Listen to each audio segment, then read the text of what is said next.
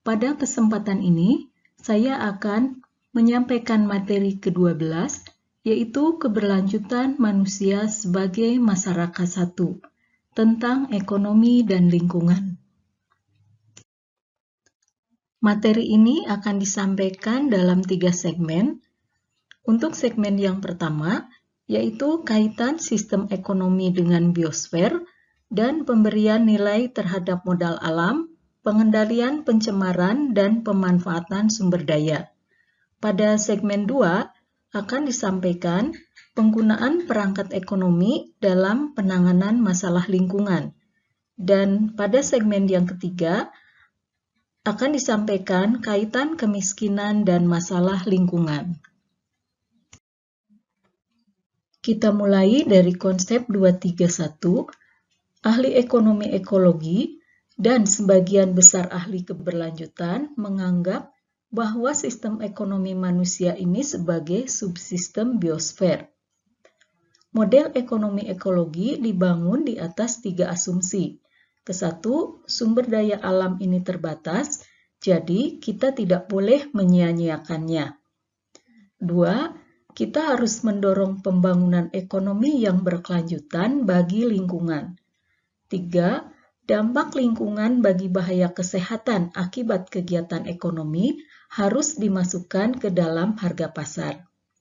Jadi, kegiatan ekonomi ini harus membuat produk yang berkualitas dan tentunya mendapat keuntungan tanpa merusak lingkungan.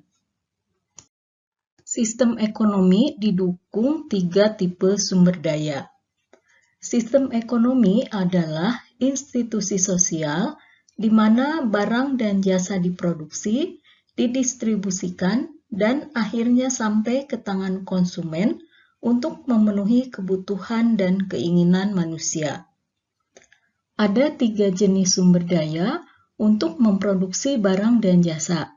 Yang pertama adalah modal alam.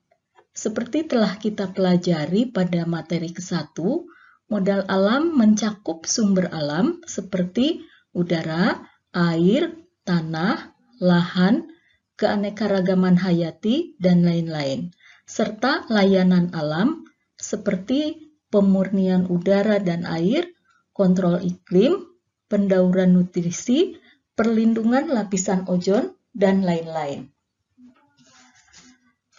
Sumber daya yang kedua adalah sumber daya manufaktur, seperti mesin, peralatan, pabrik, dan lain-lain. Sumber daya yang ketiga adalah sumber daya manusia, seperti keterampilan, kemampuan memanage, mengorganisasi, inovasi, dan sebagainya. Jadi, sistem ekonomi yang didukung oleh 3 tipe sumber daya ini pada akhirnya akan menghasilkan barang dan jasa. Kegiatan ekonomi di dalam prakteknya didukung oleh 3 sumber daya, terutama modal alam. Keberlangsungan ekonomi tergantung dari keberlanjutan modal alam. Jadi, harus dimanfaatkan sesuai daya dukungnya dan harus dilindungi dari tindakan yang dapat merusak atau mendegradasinya. Keamanan lingkungan ini diperlukan untuk keamanan ekonomi dan at least sama pentingnya dengan keamanan nasional. Pada gambar ini dapat dilihat bahwa semua kegiatan ekonomi manusia sangat bergantung kepada sumber alam dan layanan alam yang disediakan oleh matahari dan bumi. Sumber alam yang disediakan matahari dan bumi tersebut kemudian digunakan dalam sistem ekonomi yang di dalamnya terjadi kegiatan produksi dan konsumsi. Dari hasil kegiatan ekonomi tersebut, maka dihasilkan barang dan jasa yang diperlukan oleh manusia. Tetapi selain itu ada juga output lain yang menyertainya, seperti dari sistem ekonomi akan dihasilkan panas, terjadi penipisan sumber daya yang tidak terbarukan, terjadi degradasi sumber daya yang terbarukan, seperti misalnya pada tanaman, penggunaan tanaman lebih cepat daripada penanamannya. Dan terakhir, terjadi polusi dan limbah. Dan untuk mengurangi limbah ini, maka biasa dilakukan reuse dan recycling.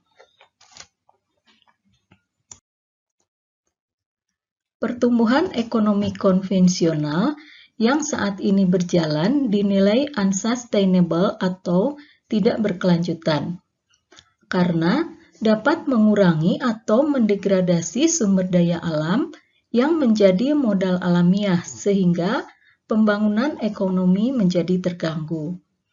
Salah satu alasan mengapa pasar sering gagal di bidang perlindungan lingkungan adalah karena tidak diberikannya nilai moneter untuk manfaat yang diberikan oleh modal alam bumi atau efek berbahaya dari berbagai aktivitas manusia terhadap lingkungan dan kesehatan manusia. Contoh ke-1, ketika penebangan kayu di hutan telah menimbulkan gangguan atau degradasi terhadap layanan ekologis hutan dalam penyediaan air, serapan karbon, biodiversitas, wisata alam, maka dampak yang terjadi seringkali tidak dinilai.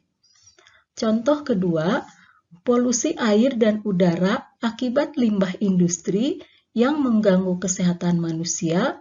Berapa resiko kesehatan yang harus ditanggung akibat pencemaran tersebut?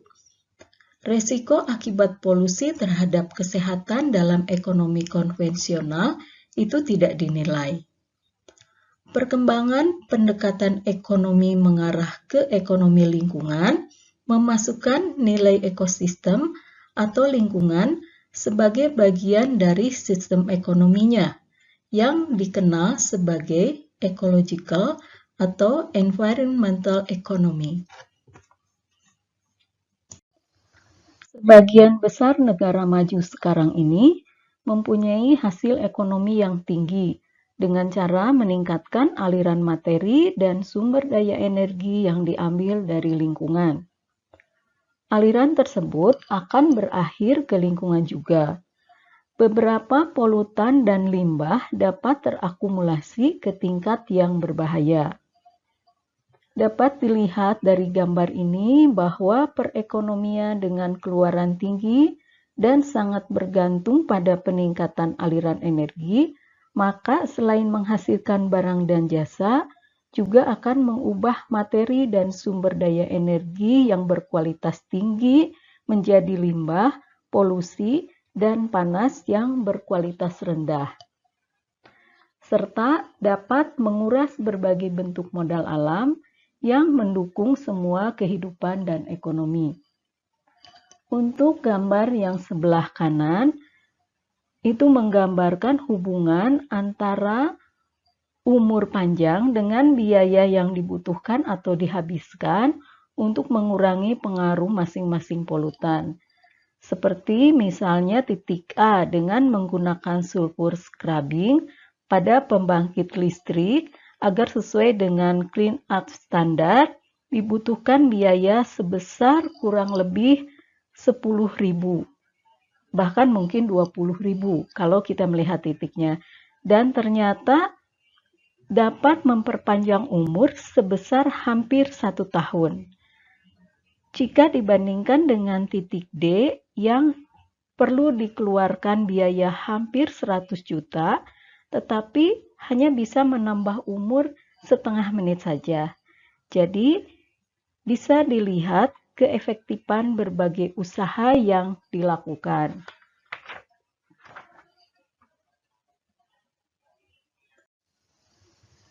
Analis ekonomi dapat membantu kita memahami mengapa sumber daya lingkungan telah kurang dilestarikan di masa lalu dan bagaimana supaya kita bisa lebih efektif mencapai konservasi di masa depan. Analis ekonomi diterapkan pada 2 macam masalah lingkungan, yaitu penggunaan sumber daya yang diinginkan dan meminimalkan polusi. Sumber mungkin milik umum atau dikendalikan swasta. Jenis kepemilikan mempengaruhi metode yang tersedia untuk mencapai tujuan lingkungan.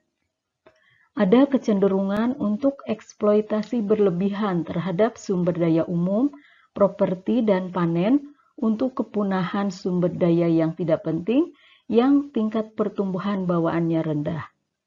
seperti yang disarankan Hardin dalam Tragedy of the Common atau tragedi kepemilikan bersama. Nilai mendatang atau future values dibandingkan dengan nilai sekarang atau present values bisa menjadi penentu penting dari tingkat eksploitasi. Hubungan antara resiko dan manfaat mempengaruhi kesediaan kita untuk membayar lingkungan yang baik. Metode untuk mencapai tujuan lingkungan termasuk bujukan moral, kontrol langsung, proses pasar, dan investasi pemerintah. Banyak jenis kontrol telah diterapkan untuk polusi dan penggunaan sumber daya yang diinginkan. Menurut Achim Steiner, saya yakin abad ke-21 akan didominasi oleh konsep model alam, sama seperti pada abad ke-20 yang didominasi oleh modal finansial. Degradasi lingkungan dan valuasi ekonomi. Perkembangan pendekatan ekonomi mengarah ke ekonomi lingkungan yang selalu mempertimbangkan nilai ekosistem sebagai bagian dari sistem ekonominya, dikenal sebagai ecological atau environmental economy. Mengintegrasikan pengetahuan ekonomi dan ekologi untuk memperkirakan nilai ekonomi dan ekologi dari jasa ekosistem. Untuk mengevaluasi biaya dan manfaat dari tindakan yang dapat diambil untuk mencegah penurunan layanan ini. Maka dikembangkan metode penilaian ekonomi lingkungan untuk menilai besaran nilai ekonomi yang terdegradasi akibat pengurangan atau degradasi yang terjadi. Pada slide terakhir di segmen 1 ini, kita akan melihat polusi dan degradasi serta dampaknya bagi kehidupan manusia. Contohnya, polusi udara akan berdampak terhadap kesehatan dan dapat merusak infrastruktur, dan pada akhirnya akan menyebabkan biaya pengobatan, mengubah perilaku, perlu adanya upah hedonis, atau juga perlu adanya biaya penggantian. Polusi air akan menyebabkan dampak terhadap kesehatan dan hilangnya ekosistem. Degradasi tanah akan berdampak terhadap hilangnya pertanian dan peningkatan kerentanan terhadap bencana. Polusi suara akan menyebabkan dampak ketidaknyamanan dan dampak terhadap kesehatan. Degradasi hutan dan kawasan lindung akan menyebabkan dampak terhadap hilangnya area hijau atau deforestasi. Degradasi ekosistem pesisir akan menyebabkan hilangnya ekosistem terumbu karang, eutrofikasi, kerusakan mangrove, dan erosi pantai, yang tentunya ini akan menyebabkan perubahan produksi dan perlunya biaya untuk pengganti.